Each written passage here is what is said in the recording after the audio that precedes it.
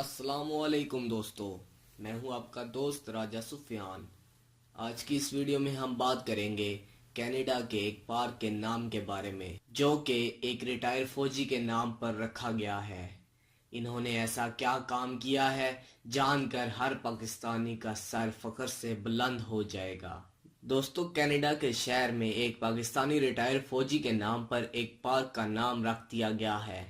اس فوجی کے جس کارنامے کے اعزاز میں کینیڈین حکومت نے یہ کام کیا ہے سن کر ہر پاکستانی کا سر فخر سے بلند ہو جائے گا۔ ویب سائٹ کی رپورٹ کے مطابق اس پاکستانی فوجی کا نام محمد عباس علی ہے، جس نے 1943 میں برٹش انڈین آرمی میں شمولیت اختیار کی تھی۔ محمد عباس 15 نومبر 1921 کو ممبئی میں پیدا ہوئے اور زیادہ تر تعلیم کلکتہ سے حاصل کی تھی۔ 1948 تک وہ حیدرآباد اسٹیٹ آرمی میں رہے۔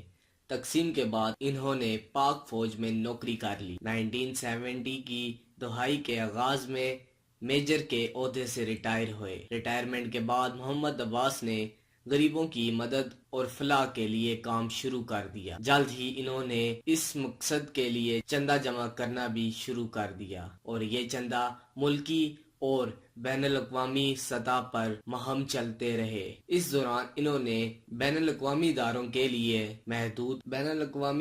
کے لیے متحدہ عرب امارات میں ہونے والی میراتھن ویکس میں بھی حصہ لیا۔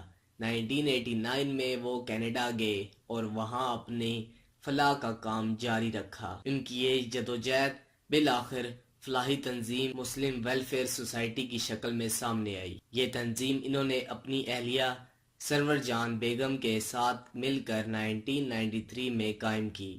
اب تک محمد عباس کینیڈا میں انسانی فلاح کی کئی منصوبے پیش کر چکے تھے، جن میں سے ایک بچے کی مدد کرو، قوم کو محفوظ کرو جیسے منصوبے شامل ہیں۔ وہ اب تک چندہ جمع کرنے کے لیے ہزاروں میلوں پر متحد میراتھن میں شریک ہو چکے ہیں۔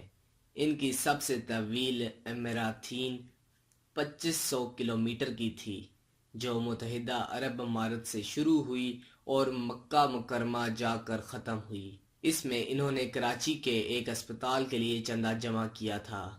کینیڈا سمیت دنیا کے کئی حکومتیں انہیں مختلف اعزازوں سے نواز چکی ہیں۔ محمد عباس کا انتقال 17 اپریل 2009 میں کراچی میں ہوا۔ انسانیت کے لیے ان کی بے مثال خدمات کی وجہ سے ٹورنٹو کے علاقے میں واقع ایک پارک کا نام ان کے نام پر میجر عباس علی پارک رکھ دیا گیا۔ تو دوستو، مزید ایسی ویڈیوز کو دیکھنے کے لیے ہمارے چینل کو ضرور سبسکرائب کیجیے گا اور اپنا خیال رکھیے گا۔